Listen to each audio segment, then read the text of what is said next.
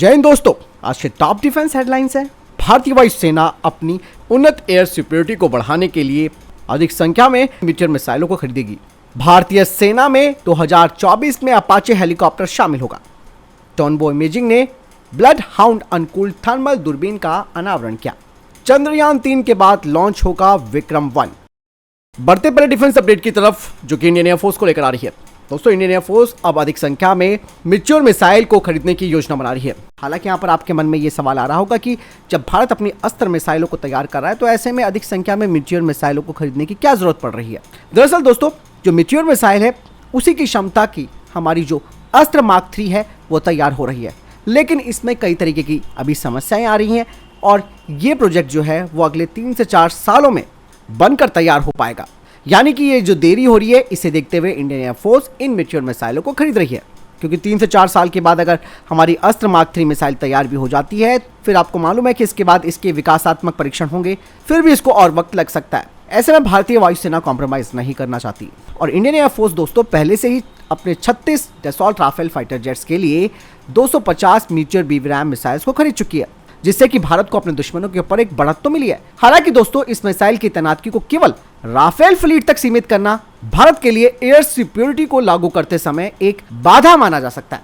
खास करके भारतीय वायुसेना की लिस्ट में राफेल विमानों की जो संख्या है वो काफी कम है। वहीं दोस्तों, मैच्योर मिसाइल को तैयार करने वाली MBDA को जब भारत ने यह बात कही थी कि हम अपने सुखोई 30 MKI फाइटर जेट और तेजस फाइटर जेट में मैच्योर मिसाइल को लगाना चाहते हैं, तो उन्होंने इसे साफ तौर पर मना कर दिया, जिसका कारण यह था कि रशियन और इजरायली रडार का इन फाइटर जेट्स में लगा होना। और अब भारतीय वायुसेना इस कमी को दूर करने के लिए सुखोई 30 MKI जो फाइटर जेट्स के स्क्वाड्रन्स है उनमें स्थानीय रूप से विकसित जो विरूपाक्ष रडार है उसे लगाने की तैयारी कर रही है। इसके अलावा तेजस फाइटर जेट में उत्तम आईसा रडार लगाया जाएगा। और यही नहीं दोस्तों, हालांकि भारत ये बात भी जानता है कि इन विदेशी मिसाइलों की खरीद करना एक भारी बजटीय समस्या भी खड़ी कर सकता है। ऐसे में दोस्तों, भारत सुखोई 30 MKI और LCA तेजस फाइटर जेट में अपनी जो 160 किलोमीटर रेंज वाली अस्त्र मार्क 2 मिसाइल है उन्हें इंटीग्रेट करेगा। हालांकि कितनी संख्या में भारतीय वायुसेना अभी इन मैच्योर मिसाइलों को खरीदेगी, जो कि काफी महंगी भी हैं, वो तो तय समय बता देगा। लेकिन भारत को अब अपने अस्त्र मार्क 3 मिसाइल पर तेजी से काम करना होगा ताकि हमें इस तरीके की समस्याओं का सामना ना करना पड़े और हमारी निर्भरता इन विदेशी जो मिसाइल निर्माता है उन पर कम हो सके। बढ़ते हैं नेक्स्ट अपडेट की तरफ। दोस्तों, भारत की private sector firm Tonbo Imaging private limited ने अपने ट्विटर यानी कि X पर वीडियो रिलीज किया है, जो कि blood hound long range thermal images binoculars का है, जो कि बॉर्डर सर्विलांस में गेम चेंजर हो सकता है। और दोस्तों, ये लो विजिबल कंडीशन में दुश्मनों को पहचान सकता है और ये भारतीय सेना के लिए एक महत्वपूर्ण एसेट्स भी बन सकता है, जिसका इस्तेमाल टैक्टिकल ऑपरेशन में किया जा सकता है। बता दें कि ये नेटो साइज्ड टारगेट को भी पहचान सकता है, वो भी 3 किलोमीटर की रेंज में। और इस डिवाइस में GPS, कंबस और ऑप्शनल लेजर रेंज फाइंडर को भी लगाया जा सकता है, जो कि इसकी टारगेट एक्विजिशन क्षमता को बढ़ा देगा।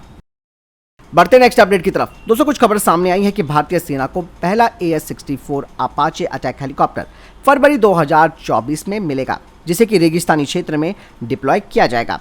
बता दें कि अप्रैल तक भारतीय सेना को 6 अपाचे हेलीकॉप्टर्स मिल जाएंगे। इस डील के तहत बोइंग ने भारतीय सेना के 6 पायलट्स और 24 टेक्नीशियनों की टीम को ट्रेन भी किया है। भारतीय सेना 11 और अपाचे अटैक हेलीकॉप्टर्स को चाहती है और 2024 में इन एडिशनल अपाचे हेलीकॉप्टर्स को लेकर बातचीत आगे बढ़ सकती है। वर्तमान में दोस्तों, भारतीय सेना के पास 75 रुद्रा अटैक हेलीकॉप्टर्स और 5 प्रचंड हेलीकॉप्टर्स हैं। इसके अलावा दोस्तों, एक और बड़ा कॉन्ट्रैक्ट देने की तैयारी कर रही है भारतीय सेना और भारतीय वायुसेना, जिसके तहत भारतीय सेना को 90 प्रचंड और इंडियन एयरफोर्स को 66 प्रचंड हेलीकॉप्टर्स मिलेंगे, जिसके लिए DAC अगले हफ्ते फैसला ले सकती है।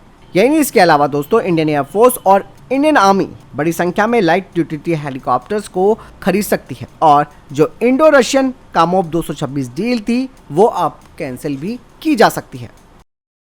बढ़ते नेक्स्ट अपडेट की तरफ। दोस्तों, HAL के प्रमुख ने कहा कि सुपर सुखोई अपग्रेड के तहत अब भारत को ओरिजिनल इक्विपमेंट मैन्युफैक्चरर की कोई जरूरत नहीं है, यानी कि उनका इशारा साफ तौर पर रशिया की ओर है।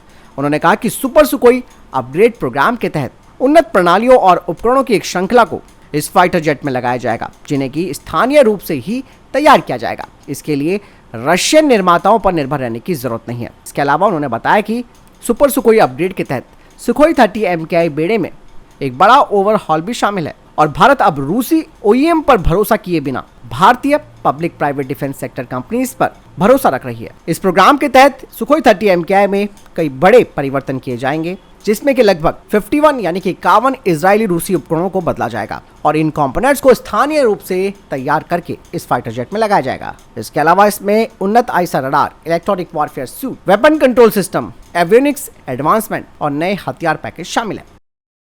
चलिए बढ़ते हैं नेक्स्ट अपडेट की तरफ दोस्तों, जो कि पाकिस्तानी एयरफोर्स को लेकर आ रही है।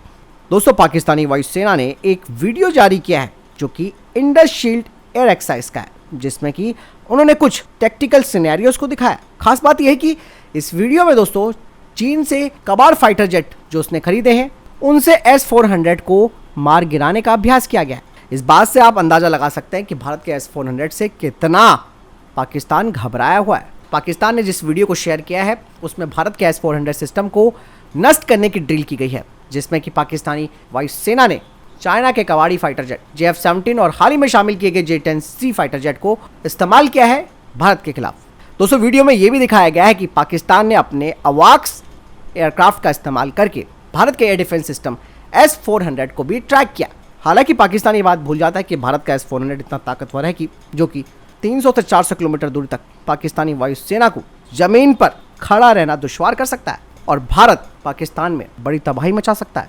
आपको बता दें कि JF-17 और J-10C ने CM-400 सुपरसोनिक मिसाइल का इस्तेमाल S-400 के खिलाफ किया है। हम तो यहाँ पर सिर्फ यही कहेंगे कि सपना देखना अच्छी बात है और सपने देखने से हम किसी को रोक नहीं सकते, लेकिन इतना तो हम बता सकते हैं कि आपका ये सपना कभी साकार नहीं होने वाला है। जिस S-400 से अमेरिका तक भी डरता है, उसमें पाकिस्तान का स्तर कहाँ पर जाता है सब जानते हैं। फिलहाल आपको क्या लगता है इस बारे में कमेंट सेक्शन में लिखकर जरूर बताइएगा। बढ़ते नेक्स्ट अपडेट की तरफ। इंडियन एयरफोर्स की पूर्वी कमान अब 30 अक्टूबर से एक मेगा एक्सरसाइज शुरू करने वाली है, जिसमें कि भारतीय वायुसेना अपनी ताकत का प्रदर्शन करेगी। इस एक्सरसाइज का नाम है पूर्वी आकाश। इस अभ्यास को गुवाहाटी के चुनौतीपूर्ण पहाड़ी के बीच किया जाएगा। वायुसेना की इस मेगा एक्सरसाइज में इंडियन एयरफोर्स के बेड़े में शामिल सभी वायु शक्तियों का प्रदर्शन किया जाएगा।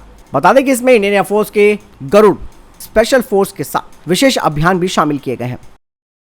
बढ़ते नेक्स्ट अपडेट की तरफ। दोस्तों, चाइना अब अपने J-20 को अनमैन्ड टीमिंग इनिशिएटिव के साथ अपग्रेड करेगा। लगातार चाइना अपने J-20 माइटी ड्रैगन को अपग्रेड कर रहा है, जिसे कि चाइना अमेरिका के F-22 रैप्टर के समकक्ष मानता है। और चाइना दोस्तों, इसमें दो राय नहीं है, वो काफी तेजी से न केवल फाइटर जेट्स तैयार कर रहा है बल्कि उन्हें अपग्रेड भी कर रहा है। हालांकि वो बात अलग है कि इनकी टेक्नोलॉजी कहाँ तक जाती है और कितनी विश्वसनीय है वो तो जंग के मैदान में ही पता चल सकता है, लेकिन जो प्रयास ये लोग कर रहे हैं वो कहीं ना कहीं एक टेंशन का विषय जरूर है। हाल ही में अमेरिका की एक रिपोर्ट भी सामने आई है, जिसमें ये कहा गया है कि people liberation army air force active रूप से अपने J-20 को अपग्रेड करने की तैयारी कर रही है, जिसमें कि हवा से हवा में मार करने वाली मिसाइलों की संख्या में वृद्धि की गई है। इसके अलावा ये हाई थ्रस्ट चीनी WS-15 इंजन इसमें स्थापित करके थ्रस्ट वेक्टिंग इंजन नोजल और सुपर क्रूज क्षमता को इसमें जोड़ा जा सकता है। और यही नहीं दोस्तों, चाइना अब J-20S संस्करण को भी तैयार कर सकता है, जो कि ट्विन सीट वेरिएंट होगा। इसके अलावा इसमें ऑटोनॉमस एस्कॉर्ट विमानों को भी इंटीग्रेट किया जाएगा। J-20 में जो हथियार हैं उनकी संख्या को भी बढ़ाया जा सकता है, जैसे कि मैंने अभी आपको बताया भी। और कहा यह जा रहा है कि PL-15 को अधिक संख्या में ये ले जा सकता है, जो कि अमेरिकी AIM-120 एमराम को टक्कर देती है। और PL-15 की जो रेंज है वो एमराम से ज़्यादा भी है। बाकायदा अब चाइना अमेरिका को टक्कर देने के लिए इस फाइटर जेट में मैन अनमैन टीमिंग कॉन्सेप्ट को जोड़ने का प्रयास कर रहा है, जो कि चीन के इस फाइटर जेट को एक दुर्जय फाइटर जेट बना देगी। यानी कि चाइना दोस्तों इन मानव रहित प्रणालियों का अधिक से अधिक लाभ लेना चाहता है और दुश्मन के ऊपर बढ़त बनाना चाहता है। चाइना हर साल 40 से 50 की दर से J-20 का उत्पादन कर रहा है। तो बात साफ हो जाती है कि चाइना अपने J-20 फाइटर जेट को काफ़ी अपग्रेड कर रहा है, न केवल मिसाइल क्षमता के मामले में बल्कि इसमें अनमैन्ड टीमिंग इनिशिएटिव को भी इंटीग्रेट कर रहा है, जो कि कहीं ना कहीं उसको बढ़त तो जरूर देती है। चलिए बढ़ते हैं नेक्स्ट अपडेट की तरफ दोस्तों। Space tech startup Skyroot aerospace अगले साल विक्रम 1 की लॉन्चिंग की तैयारी कर रहा है। कंपनी ने पिछले साल भारत के पहले निजी तौर पर निर्मित रॉकेट विक्रम S को लॉन्च किया था और इस रॉकेट को सब ऑर्बिटल स्पेस में भेजा गया, जो कि सफल भी रहा।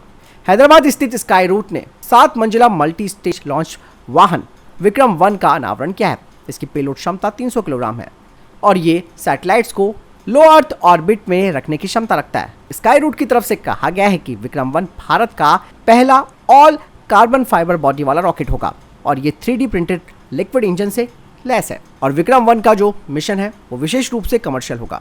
स्काई रूट अब पूरी तरीके से कमर्शियल होने जा रही है। अगर विक्रम 1 की बात की जाए, इसकी खासियतों की बात की जाए, तो विक्रम 1 जो कि 7 मंजिला रॉकेट है, ये कई सैटेलाइट्स को एक साथ पहुंचाने की क्षमता रखता है और ये 300 किलोग्राम तक के पेलोड को लो अर्थ ऑर्बिट में पहुंचाने की क्षमता रखता है।